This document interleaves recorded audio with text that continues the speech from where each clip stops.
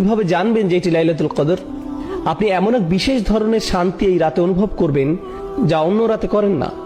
যখন নামাজে দাঁড়াবেন এমন এক প্রশান্তি অনুভব করবেন যে নামাজ ছাড়তে চাইবেন না।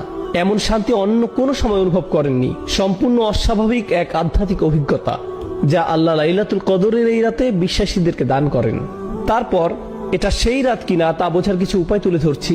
আবারও বলছি, এখানে ভৌগোলিক সীমাবদ্ধতার কথাটা মাথায় রাখতে হবে। ইন্নী কুনতু উরিতু লাইলাতুল কদরি সুম্মা নুসিতুহা। এই হাদিসে রাসূল সাল্লাল্লাহু আলাইহি সাল্লাম বলেন, আমাকে লাইলাতুল কদর দেখানো হয়েছিল, পরে আবার আমাকে ভুলিয়ে দেওয়া হয়। ওয়াহিয়া ফিল আশরিল আওয়াখির, এর অবস্থান শেষ 10 রাতে। ওয়াহিয়া তালকাতু বালজাতুল হাররা ওয়ালা বারিদা, বেশি গরম বা বেশি ঠান্ডা না। কানা ফিহা কামরান ইয়াফদাহু কাওয়াকিবুহা, যেন আলোকিত চাঁদ নক্ষত্রগুলোকে আড়াল করে আছে।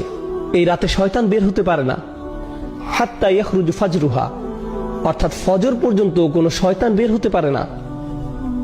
আত-তামানিনা, যেমন বলি সালামুন হিয়া হাত্তা মাতলাইল ফাজর, ফজর উদয় হওয়া পর্যন্ত শান্তি, ফজর পর্যন্ত শান্তি। এর অর্থ হলো মানুষ এই রাতে অস্বাভাবিক শান্তি অনুভব করে। তারাবিতে যোগ দিলে দেখবেন এই রাতে কেউ বিরক্ত হয় না, কেউ হাত পা নেড়ে কোনো বিরক্তি প্রকাশ করে না, বাচ্চারাও দুষ্টামি করছে না। নিশ্চয়ই এর কোনো কারণ আছে।